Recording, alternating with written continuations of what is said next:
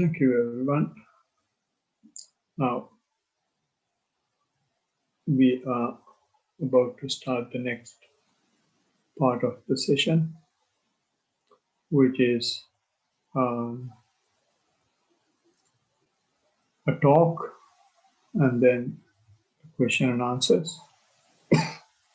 To start the second part of the session, can I kindly request everyone to say Namo Tassa once again? Namo Tassa Bhagavato Arahato Samma Sambuddhassa. Namo Tassa Bhagavato Arahato Samma Sambuddhassa. Namo Tassa Bhagavato Arahato Samma Sambuddhassa. Sadhu, sadhu, sadhu. Good. We are talking about 4 foundations of mindfulness. The reason why we have taken 4 foundations of mindfulness is to have some practical understanding of Buddha's teaching. When I say practical understanding of Buddha's teaching, present day, what has happened as Buddha's teaching is completely different to what is the Blessed One expected.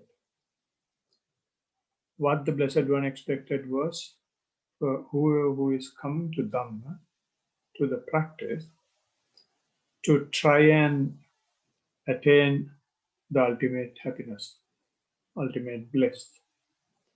But when you look at the Buddhist world today, you and me know how many of us are actually doing the real practice.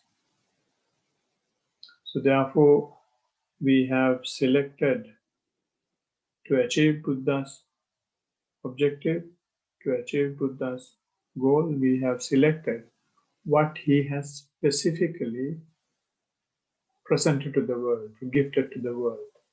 What he has gifted to the world is the 4 foundations of mindfulness. So in the last session, we discussed the basics or the background to this discourse. When I said the background, if I give you a summary, Blessed One preached this discourse in a market town called Khammasadhamma, which if you Google, you might find a dynasty called Kuru dynasty. And in that kingdom or in that part of India, there has been a very famous market town called Khammasadhamma. And the people in this village or the town are very, have been very eager to achieve the ultimate happiness. For that, they have been practicing many types of mindfulness. And then to this crowd, the Blessed One went and said, Bhikkhu, I'm going to teach you the way to be purified yourself and to extinguish sorrow and lamentation, and how you eradicate suffering and grief, and how you overcome the general knowledge that you have, and whether there is any other knowledge other than what you already know, and then finally to attain Nibbana. So he has said, to achieve these 5 objectives, there is only one way, and that way is the one and only way. right? And then he, after saying that, he said that one and only way is four foundations of mindfulness. And when he said four foundations of mindfulness, he signposted the four foundations of mindfulness. When he signposted four foundations of mindfulness, he said, you will have to observe the body as body. You will have to observe the sensations as sensations. You will have to observe the mind as the mind. You will have to observe the phenomena as phenomena, right? And after signposting these four, he gave three qualities that you should have in all these four. The three qualities he mentioned was, you will have to do it very ardently, and you will have to do it in such a way that clear comprehension is generated by mindfulness. And you will have to do this in such a way that you discipline yourself in this world which is full of greed and strong greed and hatred, right? So these three qualities must be there irrespective of whether you observe the body, whether you observe the sensation, whether you observe the mind, or whether you observe the phenomena. What three? I will repeat. You have to do it very ardently. You will have to do it in such a way that the clear comprehension is generated by mindfulness, and then you discipline yourself. And we discuss this in much more detail, taking about 45 minutes, what we mean by these things. So that is just a summary of what we discussed last time. And after that, the Blessed One said we will have to see how we observe the body. So to observe the body, the Blessed One has given 14 ways. There are 14 ways, 14 techniques, 14 methods that you can use to observe the body. Of those methods, the first one is the observation of the respiration, the observation of the in-breath and the out-breath, which we in Pali call Anapanapabba, right?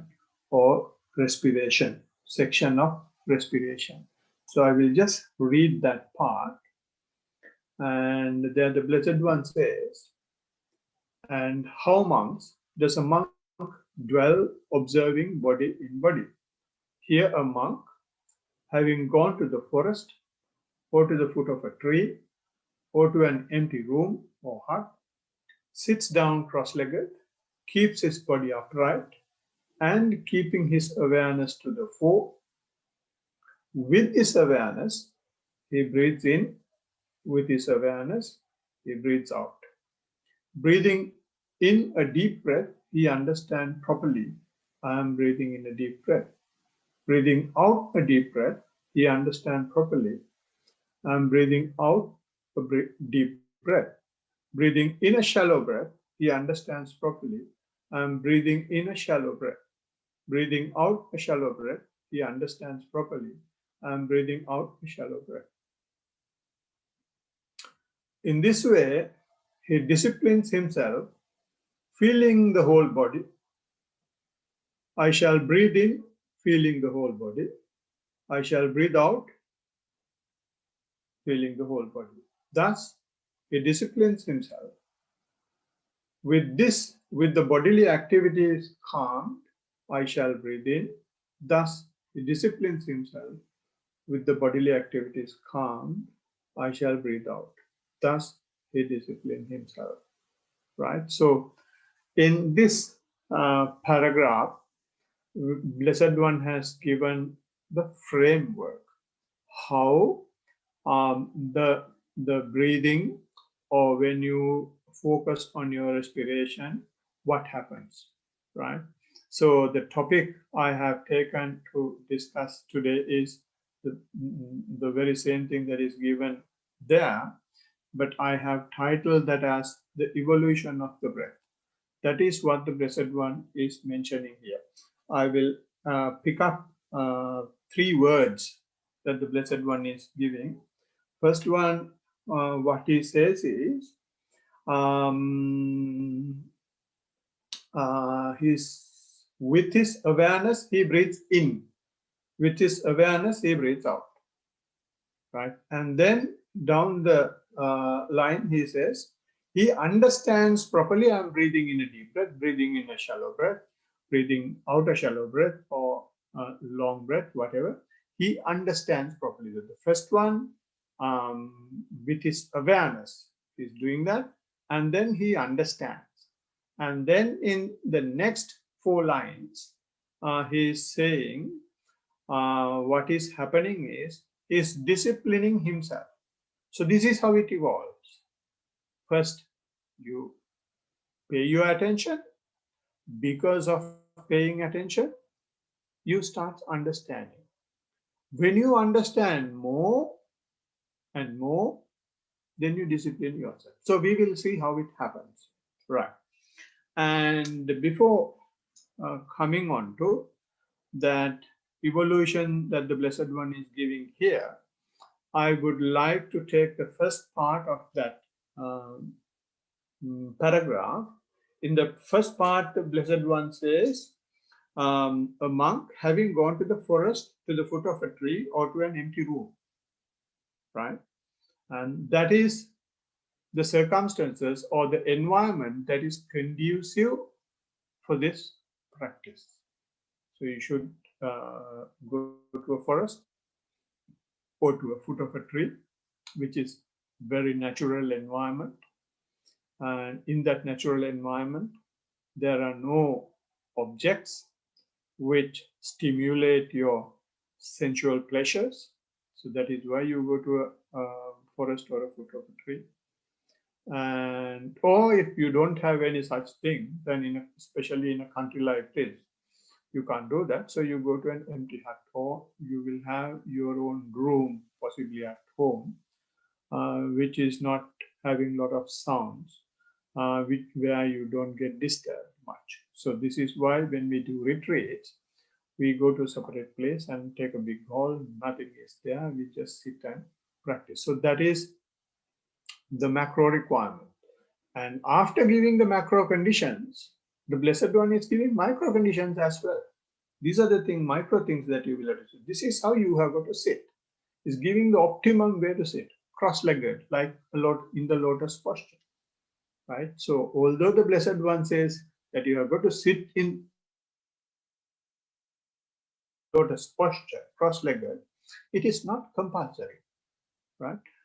You can sit in any comfortable posture, right? So once you sit in a comfortable posture, then he's saying you will have to keep your body upright. This is very essential. These requirements are very essential. After you sit in a comfortable posture, you will have to keep your body upright, because when we usually live, we have no habit of keeping our body upright. We don't know that, therefore, the balance of our body, right? So to give the ultimate comfort to the body, you will have to learn the balance posture.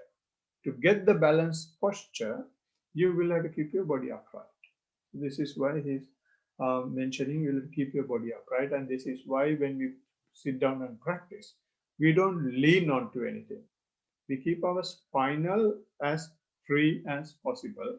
And that is, to start with, may be difficult, but once you keep on practicing and once you understand, once you train yourself for some time, then you will realize yourself that sitting in that posture is the most comfortable and stimulates you and it energizes you. And you get the direct connection to the entire body when you keep your body upright.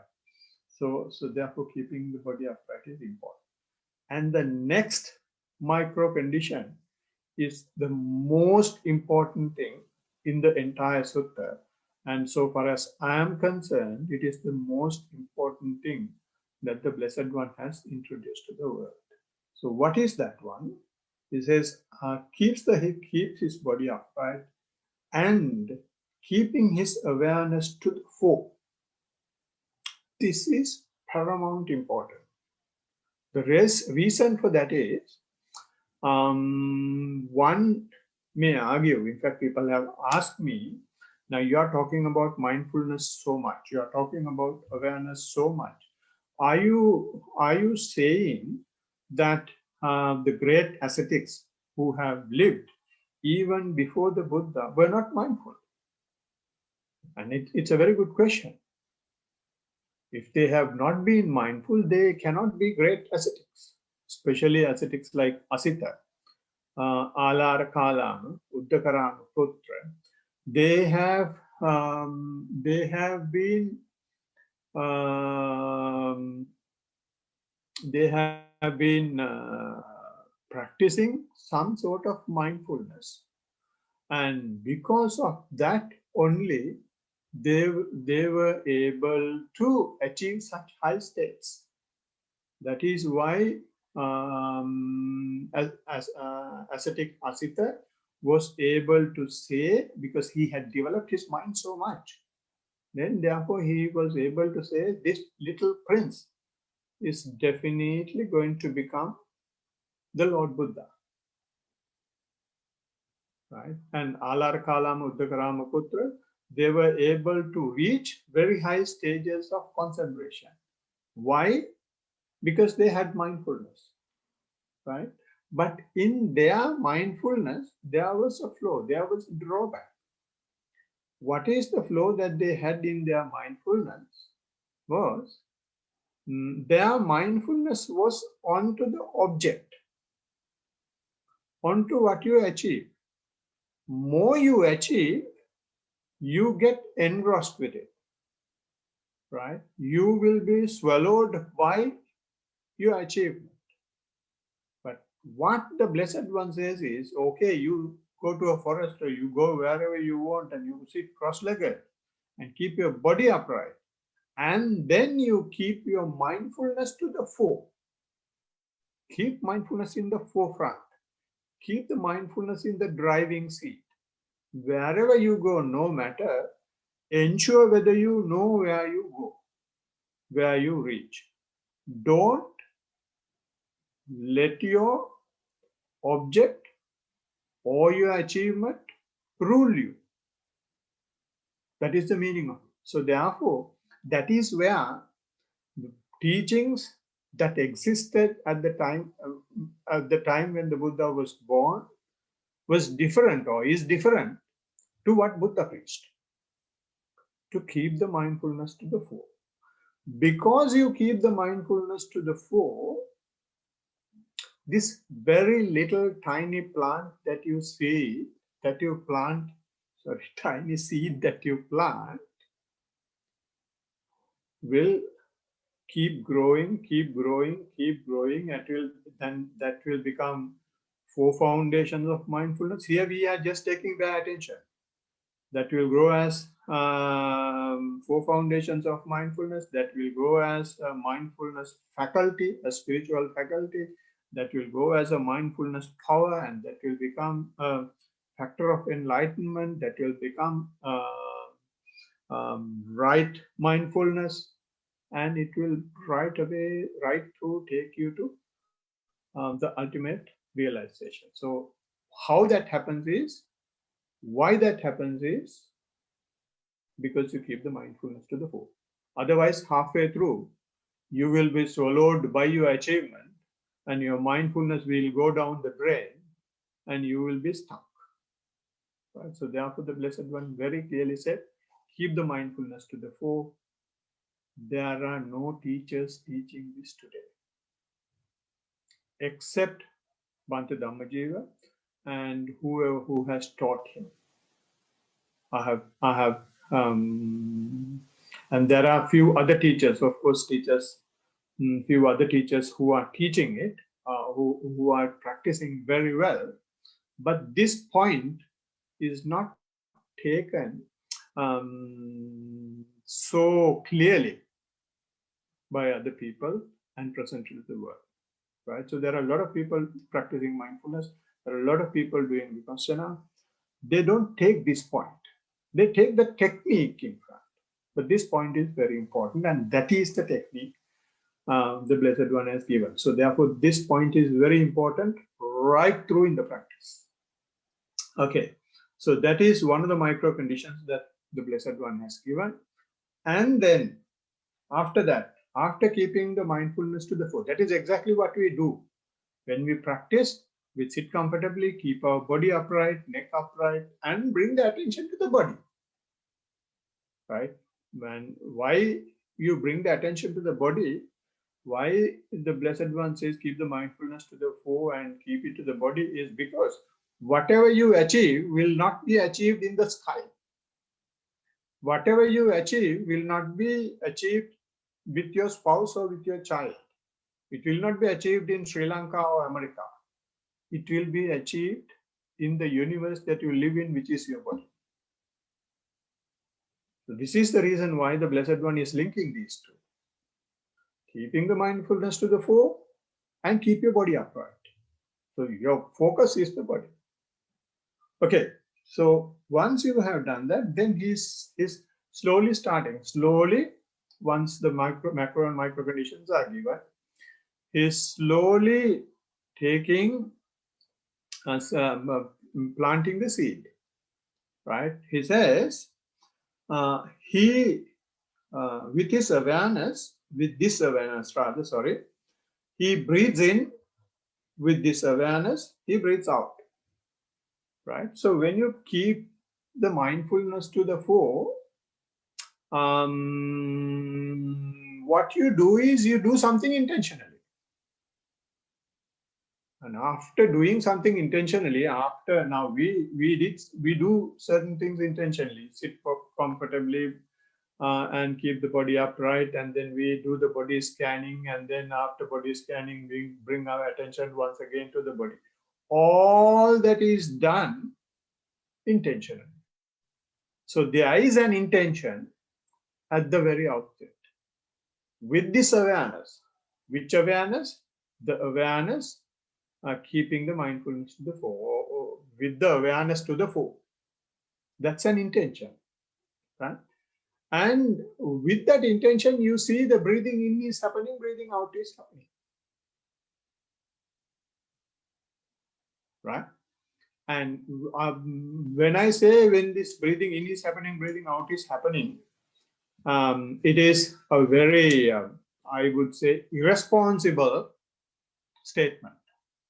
As you know, as soon as you sit down, all these things will not happen as the Blessed One has given here. Right? There are plenty of factors, variables that affect our attention, our awareness. So therefore, as straight away, as soon as you sit down, when you bring the attention to the body, you don't start breathing in and breathing out. Even before you start, your mind wanders away. It may be wandering away to thoughts, it may be wandering away to the sounds around, or your knee or back will start paining, right? So, but with all these disturbances, when your mind is behaving like a mad monkey, when the mind is behaving like a wild buffalo that has been brought to the village, you will not get up. You will let the mind wander away wherever it wants, and you will just keep on sitting, right? When you keep on sitting, what you simply do is, like the wild buffalo that has been brought to the village, when it is tied onto a tree or a strong pole, it will try its level best to break the rope and go to the jungle again. But this tree is so strong and the rope is so strong, it won't be able to break up and go. So what happens is, it will do everything possible until its energy is there. And once the energy is over, and because of his struggle, what happens is his rope will go around the tree or the pole, and the rope will be so short, he will just fall down at the foot of that tree or of that pole, and it will sleep. Like that, even our mind, although it is wandering away, because you don't get up and go, you just keep sitting. You can't observe any in-breath or out-breath, but you don't get up. So after some time, since you don't get up, since you don't give multi various objects for the mind to fantasize, you don't open your eyes, you don't adjust your posture, you just keep sitting there. It is painful, you just keep sitting. So finally what will happen is, since the mind is not getting anything else, mind will gradually, slowly will come to your body, right? When it comes to body, after maybe we have been practicing 45 minutes today, maybe in the 44th minute, you may be able to see one breath. You may be able to see just the shade of one out breath. Or maybe you will not be able to do it at all. You may be practicing for months. You may be practicing for years. But with all that, what happens, what you do is simply, you tame your mind. You tame your mind. Tame your wild buffalo mind, mad monkey mind. And one day you will see one in breath, one out breath. And that is the day that you, with this awareness, you breathe in, with this awareness, you breathe out. Until such time, you are trying to reach that. Blessed One is not giving all that. Without giving all that, he says, you keep the mindfulness to the fore. Right? So when I give the instruction, what I say is, be as motionless as possible. And if there are disturbances, try to see the mindfulness try to see the breath even through the disturbance. Or if the disturbance becomes prominent, don't fight with it. Just be mindful of that as well. So all that, what we do is to tame the mind, to avoid the struggle, to avoid the reaction, but just be as it is. So when you just be as it is, mind will not have any other place to go. It will come to your body and you will see one in breath and one out breath. That is when that intentional activity completes, right? And even there, you will not just straight away see, right? There will have instances where when breath is happening, when we observe the breath, we will have to observe the breath as and when it happens. But we can't do that. Sometimes we see the breath has happened, but we go behind it and we have seen, right? But there will have one day, these two will latch, our attention and the occurrence of the in-breath and the out-breath, both this will happen simultaneously at the same time. Then you know that this is something definitely possible. It is not someone's fantasizing. It is not a theoretical thing. It is something that you can experience. So that gives any practitioner tremendous amount of encouragement, huge boost, confidence that this is something possible. And that is when you develop your positive attitude, if I may use the word. Anything else is negative attitude. Why I say that is because you have achieved this state without doing anything. Because you don't do anything, there is no reaction.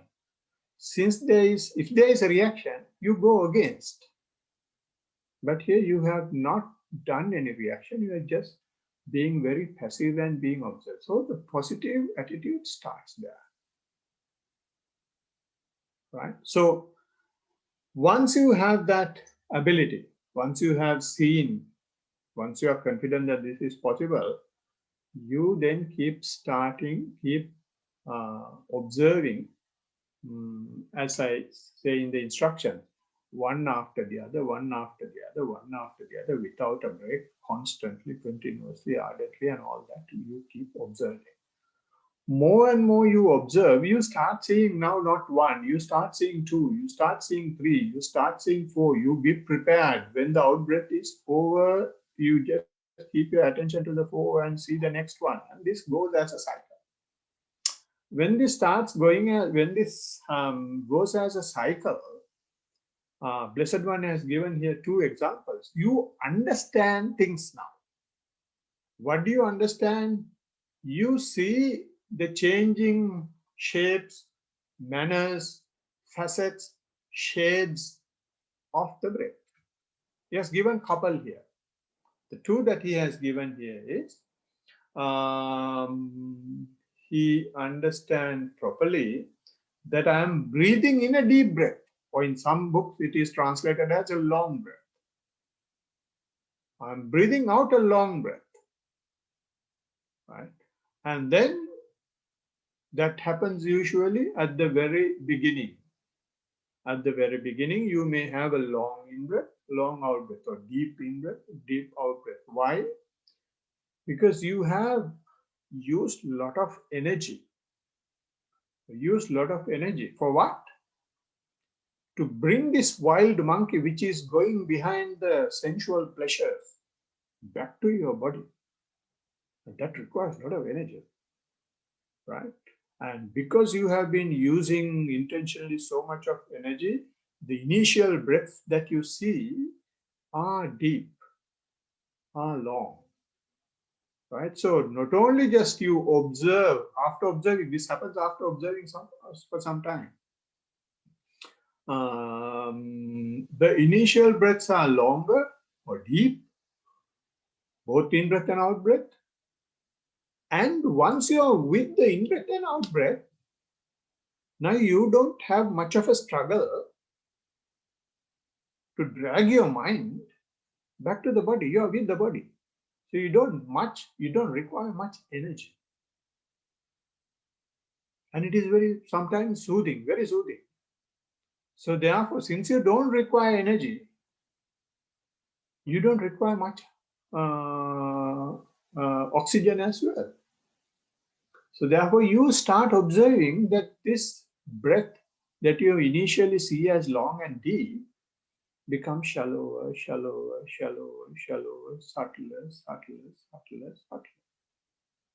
Therefore, Blessed One says, some breaths are long, in breath and out breath both, and that you understand.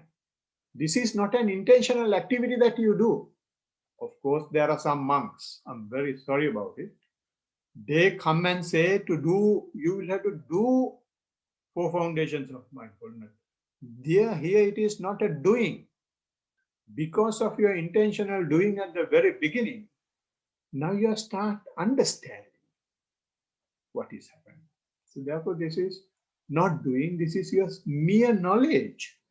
That is why I say, gather any information possible. So this is one of the information that you will gather. You will see your initial in-breaths are long, but no one is saying that when you give a report. You will talk about everything else, but these simple things, they are not relevant. These are the most important things that you observe under your very nose. So those must be presented. So coming back to the deep breath again, since you are with the breath, and it becomes shallower, shallower, shallower, subtler, subtler, subtler. Right? And you understand that. So therefore, the Blessed One uses the word, use a word quietly removing the intentional activity or the active part. Now it is turning into passive action now. It is turning into passive action. He understands properly that this is happening. So he has given only 2 here. And in some other suttas, Blessed One has given 11 information relating to that. If I remember right, one is when you get more and more closer to the breath, you see the breath that is ready there for you to be breathed in, and the breath that you already have inside, and the breath going out. So he sees the the time dimension of the breath: present, past, and the future. You will be able to see. You will be just observing, and you see, yes, there is one breath which I have already taken, and the other part of the breath is in my chest, and the other part of the breath is in my tummy, and there is something just outside the nose which is about to come. Right? So all these, because you don't do anything, now you start seeing more. And of course, some people say, I feel my in-breath, and then I also feel my tummy going up. We don't encourage that because it might, if we encourage that, mind will trick that. So we'll come to those details later. But the teacher or your noble friend knows. Okay, now he has seen. He's seeing the past breath. He's seeing the current breath. Right. And also the other thing that you will see is, you may see certain breaths are very pleasant to breathe in. Certain breaths are very unpleasant to breathe in. Right? So sometimes, or when long breaths are happening, you will observe, rather than it's a long breath, you may observe it as a trouble. Right?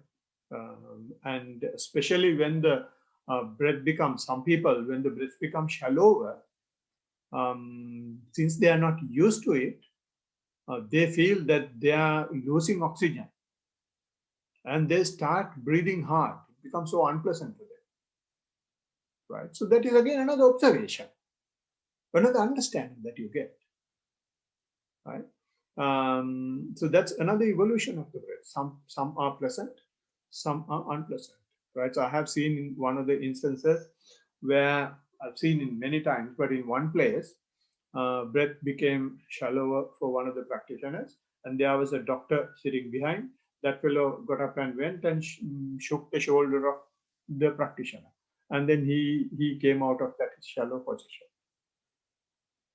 They don't know what is happening. They know only lack of oxygen is giving this.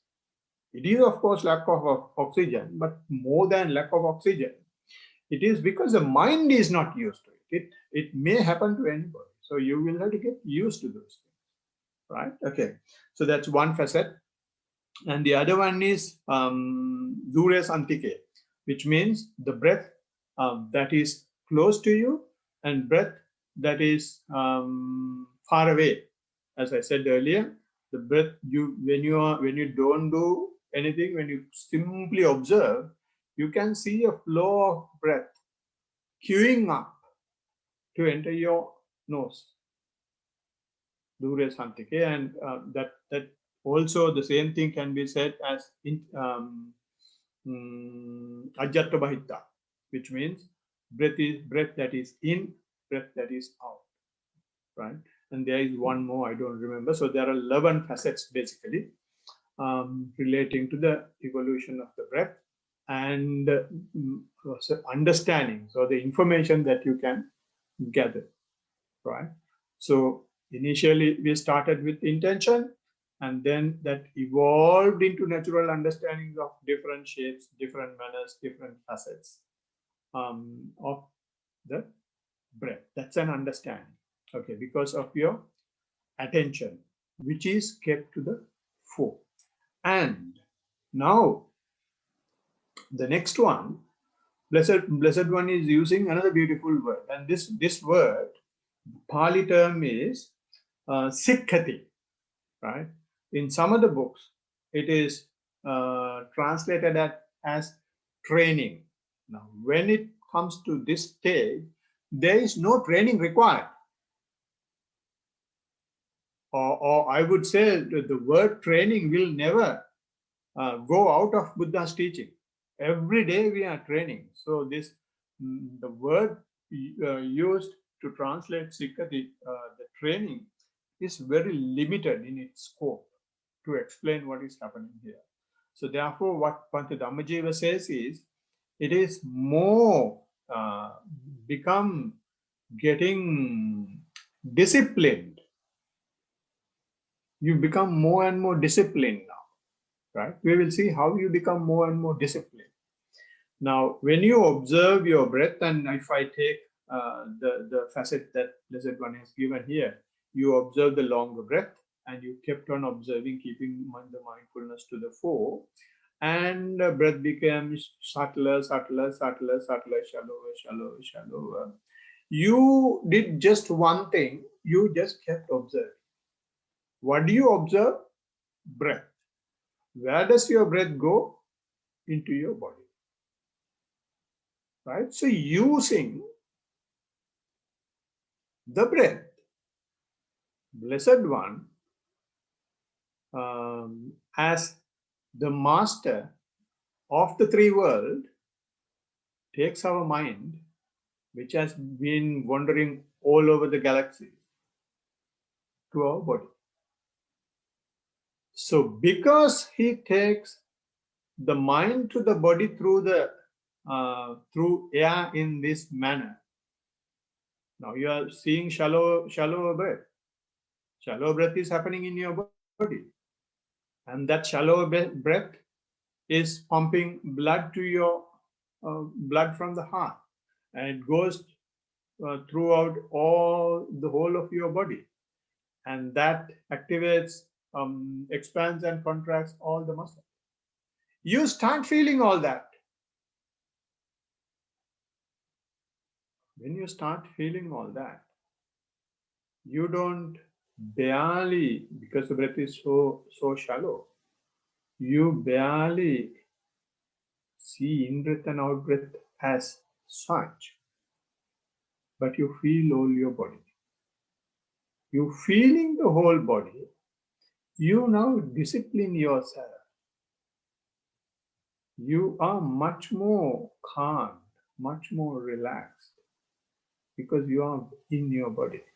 So it's not a training. Because of the understanding that you had of the changing nature of the body, nature of the breath, you have disciplined yourself. That is exactly what the Blessed One said at the very beginning. Observe the body in body ardently, with clear comprehension led by mindfulness, disciplining yourself in the world which is full of covetousness and hatred. So this is the disciplining, starting of that discipline, right? You so far as the 5 precepts are concerned, now you don't do anything like that. You don't at least think of those things. So it is neither verbal, no physical, no mental. You're completely disciplined, gone out of that sensual pleasures, gone out of that all these weird, wicked things that we would otherwise do. You're completely disciplined in your body, feeling the whole body, right? So when you feel the whole body in this manner, the energy that is required to maintain this body becomes even subtler. But when it comes to this stage, right, although I'm just drawing a direct line, there will have many variations to this. Some people, when this happens, not when this happens, even when the breath shallows, some people are very scared for the shallowing breath. They start breathing hard and make it gross, right? But some or other, after doing this for some time, whether you like it or not, that is the power of keeping the mindfulness to the fore. It will take you there definitely, right? And you will talk about your practice. Unless you talk about your practice, the noble friend won't be able to help you, mind you, right? And when you talk about your practice, what you saying is what your mind is telling you. So then noble friend will be able to correct that mindset. And then gradually one day, you will get to this stage. And after getting to this stage, when you start feeling feeling your whole body, which is something that you have never experienced in the past, some people start shivering. Some people start sweating. Some people start shaking. All sorts of things will happen. And then once again, they will do it. They will stop practice. They will go and see a doctor. My blood pressure has gone up. My anxiety level has gone up. My this has gone up. My that has gone up. And you will go to a doctor once. You will go to a doctor twice. You will go to the doctor twice. And he will say nothing wrong. Do all the tests. He will say nothing wrong. I have done it myself. I have many reports, practitioners doing it. So it is not something wrong. We are not used to this spiritual world. We are not used to spiritual experiment. We always believe that somebody else will be able to help us. No, only you yourself can help. So when this happens, once again, when the doctors don't find anything, and if you talk to this is an instance where you must talk to your noble friend. So he will understand it. He will gradually help you by encouraging you to keep the mindfulness to the fore and to keep observing whatever is happening. And since you also don't give up, you also understand this is something that even the doctors can't find, and you will attribute to some extent, not some, it may not be 100%, attribute at least this may be due to something from my practice. So you keep doing your practice, and when you come to this stage, it has come to a stage where you don't stop your practice. You can't stop, because that's such a powerful experience that anyone would have in life. So you will continue your practice. You keep on doing your practice. Your energy requirement when it comes to this level is much less, because now you don't struggle with the sensual pleasures. You don't struggle with your breath. You don't have long breath, so very shallow, and your energy level is very low. As a result, you will come to a stage, you will be breathing in and breathing out, but you don't feel it. You know you are not dead because you are staying upright. There is something happening,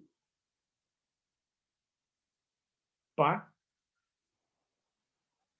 that perception is something that you can't conceive. So the Blessed One says, even when that is happening, even when you can't perceive the breath, that discipline, I shall feeling the whole body, I shall breathe out, feeling the whole body. Thus, he disciplines himself with the bodily activities calmed. I shall breathe in. Bodily activities, he doesn't feel breathe. Bodily activities now he has is, he was feeling the whole body now. So even when he was feeling the whole body, he was just observing it. He was feeling everything that is happening here. I'm not saying that you feel the digestion of food and how the liver is working, how the brain is working and all that. But you feel that there is some machinery at work inside, right? So which means feeling the whole body. Or it may be shaking. If it is shaking, it's feeling the whole body. If it is sweating, it is feeling the whole body. You don't give up. It may be very tight fist, right? But even that is feeling the whole body, right? So those are, of course, reactions to what Blessed One is mentioning here. Then when you explain, when you report those things, then the noble friend knows where it is going. So with that, you are still disciplining. You don't get up and go. If you get up and go, you will go to a much worse place. So you just keep, even though you don't feel your body, Even though you don't feel your breath, you know you will have to keep observing, so you conserve more and more energy, and you just keep sitting, um, no matter whether you feel the breath or not. So in this manner, you will completely observe the breath. And as you most of you know, this concentration or the awareness of the respiration has been used in Anapanasati Sutta to explain all the four foundations. This is such a powerful mindful activity. It leads to develop all the four foundations of mindfulness. But here, the Blessed One is not giving all that detail. One may ask the question, why? The reason, or the answer to that is, he is the king of his Dhamma. He will give what is required to that particular audience, right? So, therefore, he has given to this audience, which was in Kammasa Dhamma, Dhamma in this manner. If he sees that it can be given in a more sophisticated manner, he will give that in more sophisticated manner. So what we do here is, we are taking a practical approach. We, at least rather than saying we, I consider myself as a fool, utter fool. Therefore, I have started from the very, very bottom. I have met people who think they are very advanced and go for advanced things, and they spoil their practice. And I have met people who say, oh, Kayanupassana and Vedananupasana is basic level. I start with observing the mind. Utter fools. I would categorically say utter fools. The reason is, we know our mind is the one that is creating all this trouble. And you listen to the mind, then start observing the mind without any understanding of, proper understanding of what our body is telling us. Mind is always fooling us. Body is the only process which cannot fool us. It is always telling what it has. So that is the only place where you have the truth. So therefore, you will have to master your body first, because that is where we are. From the morning till you go to bed, from the time we have come out of mother's womb to the time we go to the death, we are looking after this body only. We have, if we look after our mind, we have invested only very little time on that. So if we are here, if we are in the body, you can't start going the journey from the mind. You'll have to start to go any journey from where you are. So this is why the Blessed One in most of the suttas start with the body. And I would add here, before concluding, one more thing. Why? This is a question that a child in Satipasaka, mindful school, asked. When we said you will have to start the body, he straight away asked, you say start the body. Why you start? Why you take breath for that? And the body is having so many things. You have your head, you have your eyes, you have your nose, you have your ears, you have plenty of things in the body to observe. Why breath? It's that is where the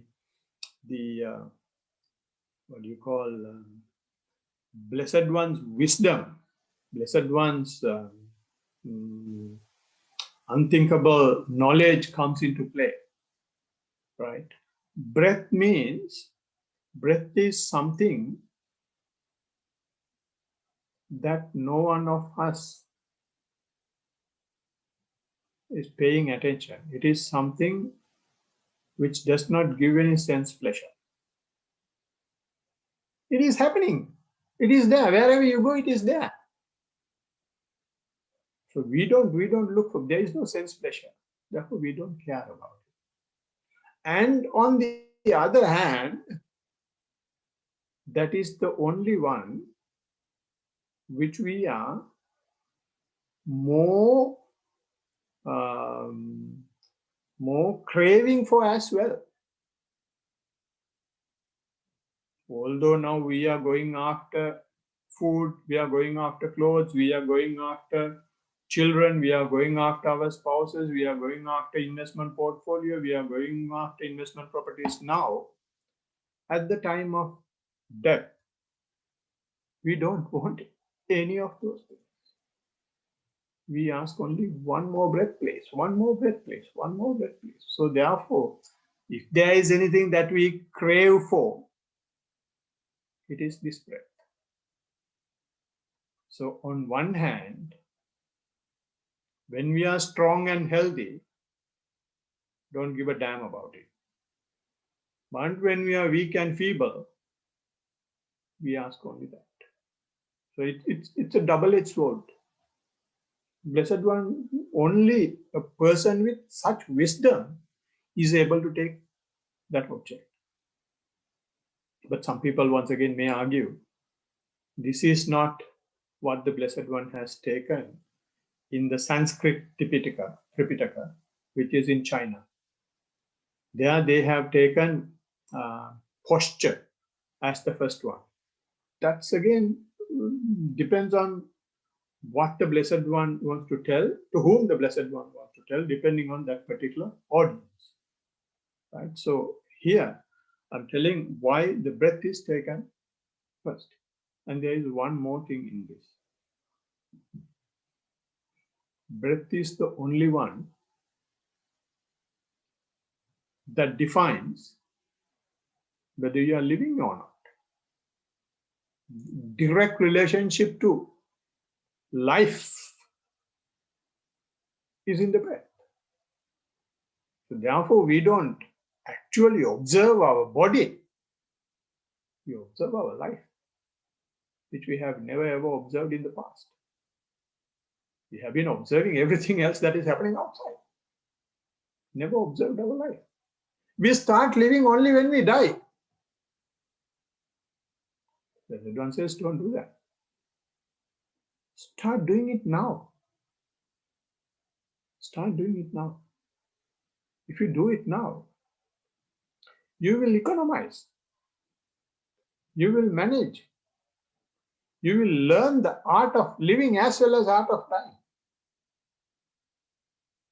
So this is why he has taken the breath first, after asking us to keep the attention to the four, to the upright body. Right. So with that, I hope I have given some thoughts that may help your practice, and wish you all very best with observing this wonderful natural tool we have to understand our life and to be mindful. And with that, while concluding my talk, I would like to open up the session for any questions, suggestions, comments that you may have. Teruvan Saranam.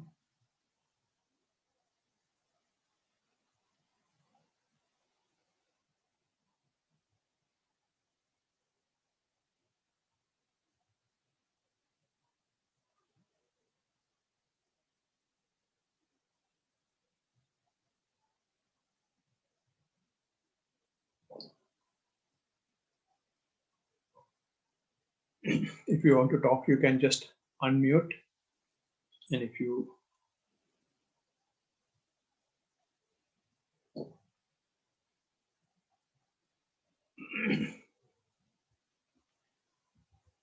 yeah, I will try to unmute you, Sarat.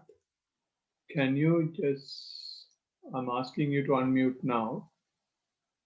Did anything appear? Yeah, I can hear you now. Yeah. So I want to ask a simple question. Um, when you at one stage you said that there were three factors that were important, and you said the first one was keep the body upright, and then you said um, uh, being aware to bring the mindfulness to the fore. And what was the third one? It is all here. What he says is keep the body upright. The other one is the other one is the macro conditions that the Blessed One has given. Macro conditions. Yeah. Did you mention any of those, or did you? Yeah, the macro conditions are going either the place and the place that you go into. The place. Whether it is a forest or whether it's foot of a tree or whether it's empty room. Okay, I understand. Yeah. The thing is, it looks funny that earlier in sermons given by monks, I think I remember that when he said the whole body, the teacher was referring to the whole body of breath. But in your explanation, actually, you are talking about the body itself. Yes. Yeah. So are these two different points of view or misunderstandings? No, it's not a misunderstanding. I have heard monks saying that. I have read books where monks have written this. Yeah. That is one facet. That is one facet of it will go gradually. When your attention goes to the body, it will go gradually. And when you see the whole body, whole breath body, it depends on when you see that. You may see that at the very beginning as well. At the very beginning, in the sense when the breath becomes shallower, your attention becomes more and more sharper to ensure that you don't lose the breath. Right? So when your attention becomes sharper, you start seeing the whole breath body. Which is coming into the nose and then going through your lungs to the tummy, and then how it is contracting and coming out, and all that you start seeing them. Right? So that you may see at the outset. Yeah. Or it will naturally happen. Right? It will naturally happen, and you will observe your whole body, and because your attention is kept to the fore, you can't stop it, because that is the one which is driving you now. But at some point, if you take the driving seat, then that natural phenomena will be disturbed and you will be observing the breath, because your attention is what you know is the breath. You don't know what is happening because you observe the breath. When you observe your whole breath, as I explained, that is not something that you do. That is something, a natural phenomena that is occurring, that is taking place.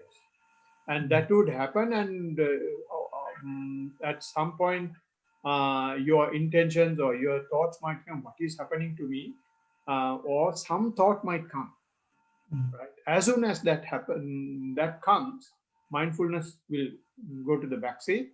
Your attention or your intention will come forward, and your subtle experience will disappear. You will start observing comparatively gross observation, which is what you just said. So you may see that either at the beginning or at the end, or while this is happening. So it is one stage, one thing that you can consider, that you are seeing the body. Right? Therefore, the monks have mentioned that. But definitely when you practice, anyone who is practicing, there are a lot of, in our Sinhala session, there are a lot of people. They experience this. Experience that. You yourself may have experienced. and it's not taking long. Yeah, thank you. Thank you. Most welcome.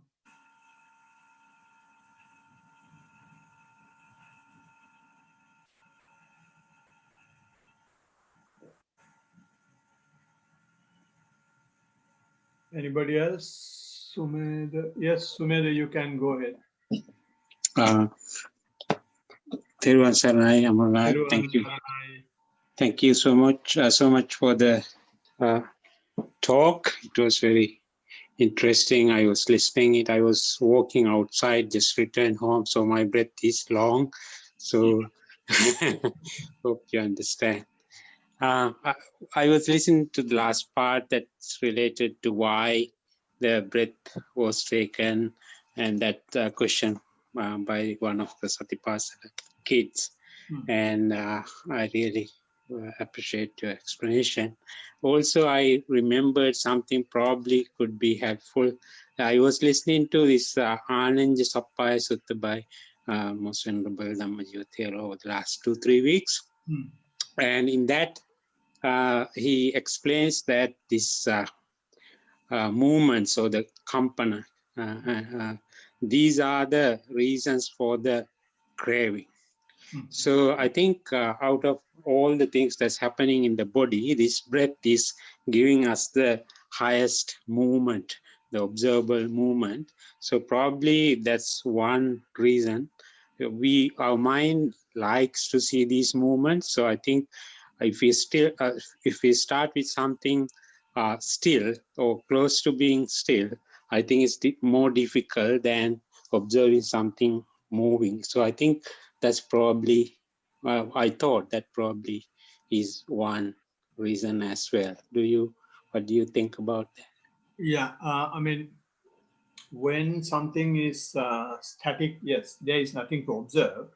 But as you said, that movement is another factor to consider and to take breath.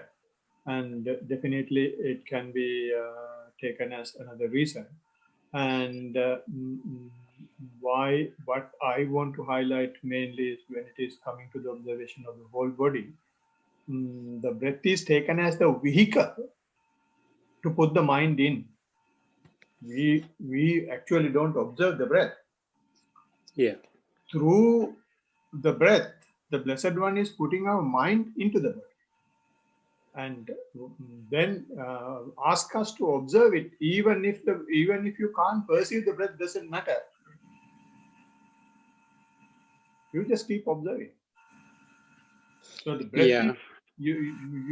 so there will have a point where the movement is not there, but your mind is in there. Yeah. Yeah. So it's again, it's a good reason to use breath because it has that moving, what do you call, feature. Yeah. If I go to my personal experience, so I can't really feel the breath as such, which I used to see at the beginning of this practice. After maybe few months, so I don't know, very quickly, I think after that early period, I don't feel the breath as the motion of air column. So I just feel the motion as a kind of a feeling in the body, as you mentioned, throughout the body from the bottom of the feet to the head and beyond, that kind of a movement. That is what I'm feeling. So when I'm listening to these Dhamma talks talking about the difference in the in breath and out breath and those sort of characteristics, observance, I really don't feel those parts. So I sometimes feeling whether I'm missing something or is this advanced state or is this something I'm missing? Yeah, no, that's a very good question. This is where most of the people misunderstand unless they talk. When we say anapana or the respiration, people assume that you will have to always be with the breath in order to do the practice, and then only you will be mindful, right? And they forget, not that they forget, the mind is suggesting, this is all done by our mind. Mind is suggesting breath is more important than the awareness, right? What the Blessed One, when you see the words given here, first you breathe in intentionally, although he is not using the word intentionally, what he says is keeping the mindfulness to the fore. With the awareness, you breathe in and breathe out, and then you start understanding. And that understanding turns into disciplining yourself. So what happens is when you, initially you will see air columns going in and going out, and you start, just keep observing. When you just keep observing, that becomes an investment for you to get a yield in the future. So once you have yield something, you start living on that yield, living on the harvest. So now there is no need for you to go and do A level and O level once again. You are in the university, so you start there. You work from there. So it's something that you have earned now. So when you, as soon as you sit, sometimes there are people, as soon as when they say Namo Tassa Bhagavato Arahato, they start feeling the body and they start observing from there. There is no need to feel in breath and out. Okay, that's very good to hear. That was my sort of thought as well, and I was doing that for a long time. But initially, I had a lot of problems because those days there weren't many question and answer sessions like that. We meet Bante after 1 year, so even there you get very little chances to ask something. So I just used one principle in his talks that he says, just observe what is visible, like the most visible. So I went with the nature. I didn't change anything. I just went with what is happening to me. I didn't force anything. So that's probably the reason why I have maintained and if there's any progress, the reason for that. Yeah, what I derive from what you say is that you have kept the mindfulness to the fore instead of the object. Yeah. What Bhante says to that is, in Sinhala he says, Palanchiye padinchi vendepa. The, what do you call palanchi in English? Scaffold. Yeah, scaffolding is used to build the house, not to live in there. So therefore, breath is taken as scaffolding to take your, to build your awareness. So once the awareness is built, let it go anywhere. You will maintain your awareness. That is the very most important thing that the Blessed One is introduced to the world, keeping the mindfulness to the fore, which means don't do anything simply. So which you have done. Wonderful. Thank you. And one thing about today's session, I had a sitting session in the morning, and it's only about 40 minutes. That's my normal time. So I used to have like 50 minutes, so it has come down to 40 because of time limitations. Now it is used to be 40. So unfortunately, that's not increasing. But that's not the point that I'm talking. So after sitting, after a little while, maybe 5 to 10 minutes, maybe 10 minutes, there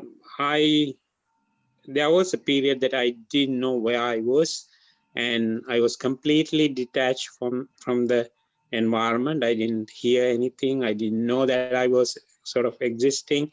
And suddenly I realized that there's some kind of a change in happening, like gear changing is happening. Like I know this feeling that is going from this rupa to that nama kind of feeling. So ending of this elements feeling.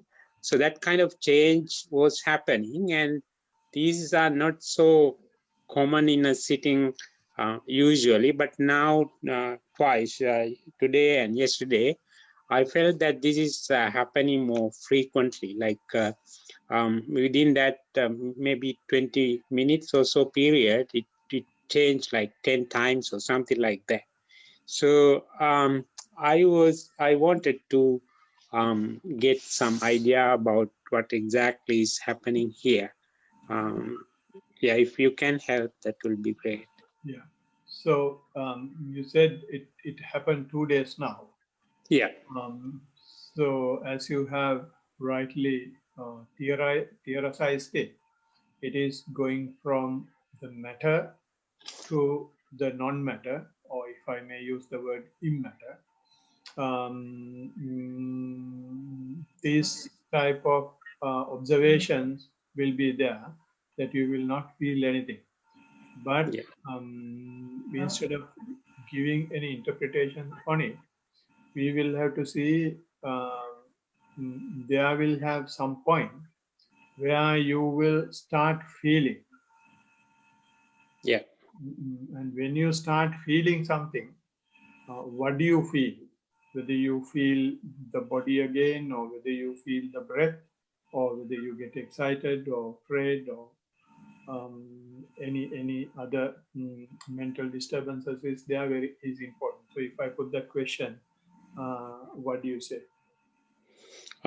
Yeah, I felt the body basically, that the motion that is there at the beginning, the kind of elemental feeling was coming at once in one stage, and when it goes out to the other one, is kind of more diluted and uh, more kind of less weight and less friction and more spread kind of a feeling. So the difference was there, but at the same time, my mind said that don't try to analyze these too much. Let them happen. Just observe. Don't try to go after and find out, like getting a report of what exactly is happening. So I let it happen. So with time, I believe that I will get more and more knowledge. Yeah, so yeah, that's the precise thing I was looking for as well, since it is coming back to the original state that you started with, which means mindfulness has continued. So it is not something that the mind has played a trick. It has continued and it has come back to the object that you started with. And also you have observed that that stage is also even subtler, so it's even better. And the other question is, uh, what is the frequency of that happening in a sitting, in a 40-minute sitting? Yeah, maybe every 3 minutes or so it happens. So it's like 8 to 10 times maybe it happens. So over a period of like I would say 20 to 25 minutes. Right. So that cycle is going on. Yeah, so it's Yeah. kind of a new thing which I never experienced with that frequency. Like maybe once or twice in that 40-50 minutes period would happen, but this is quite frequently happening. Yeah. No, that increase in frequency is good. Why I asked that question was, now when you go to this unknown stage or unknown state, you go there and you don't know, right? Yeah. And what is important is for you to be more awakened when you get there. Hmm. When you go to that non-matter state, you know that you have come out of that. Not when you are there. Only when you come out of it, only you know that you have been there. So what is important is for us to bring our attention to the origin. We will have to go prepared to be more mindful when you go to that stage. Mm-hmm. So, and a preparation for that is happening this in a more frequent manner in a sitting. So which means you are awakened much faster. Mm-hmm. So which means your thin slicing of time is happening. And there will have a point that this will happen when it is more and more frequent.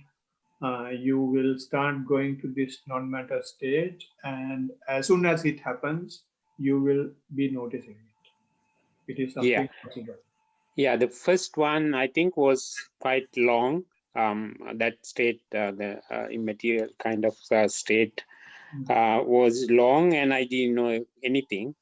And then after the first noticing of coming back, then onwards, everything I was aware, like this is now here and now I'm there. So I was exactly, I knew the differences, and when it is happening, there was no losing of mindfulness after that. Right. So, I mean, keep on doing what you are doing. That is happening without any issue. One more thing I would add is it your since it is going to a different layer, different experience.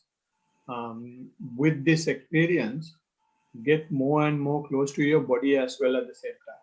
When these things are happening, see what your body says with that. Mm-hmm.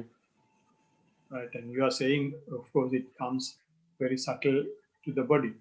When it is subtle, observe that subtlety as close as possible. Okay. So you can thin slice even that subtlety. And Okay. if there is anything else that is hidden in there, we can break that and see the gem. Okay. I will try to do that. Thank you so much for your help. I appreciate very much. Everyone, Saranai. Yes.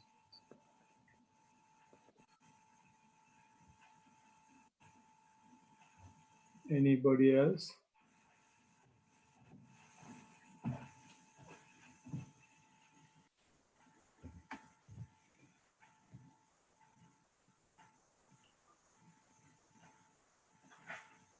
Okay. If there are no more questions, we will, in the usual traditional manner, we will transfer merit and conclude the session. So this Buddha's word, we are able to share this not just because me, not just because of you.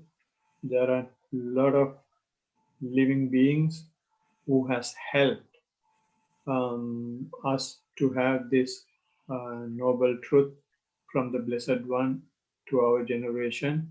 So anyone in that path who has helped, may they have this blessing, and whoever who is organizing and helping to organize, and anyone who are happy and rejoice what we do, whether they are human beings or non-human beings, whether they are near or far. May all these living beings have this positive energies and be happier. And with that in mind, we will chant the traditional stanza. Ittavatacha. Ittavatacha ammehi sambadang punya sampadang. Sabbe devanumodantu sabbasang pratisidhya. Ittavatacha ammehi sambadang punya sampadang. Sabbe bhutanumodantu sabbasang pratisidhya. Ittavatacha ammehi sambadang punya sampadang. Sabbe sattanumodantu sabbasang pratisidhya. Akasata cha bhummatta divanaga mahitika punyantang anumoditva chiran rakkantu buddha sasana. Akasata cha bhummatta divanaga mahitika punyantang anumoditva chiran rakkantu buddha desana. Akasattan cha Bhummatta Devanaga Mahittika Punyantang Anumoditva Shiran Rakhantu Buddha Savakam Idang ho nyati nang ho tu sukita hontu nyate Idang ho nyati nang ho tu sukita hontu nyate Idang ho nyati nang ho tu sukita hontu nyate Imina punya kammene mami pada samagamo sadan samagamo tu yavani bana pattiya Imina punya kammene mami pada samagamo sadan samagamo tu yavani bana pattiya Imina punya kammene mami pada samagamo sadan samagamo tu yavani bana pattiya Sadhu, sadhu, sadhu. Tiruvan Saranai, everybody. Teruvan Saranai. Tiruvan Saranai. Thank you, Anka. Tiruvan Saranai, Pita.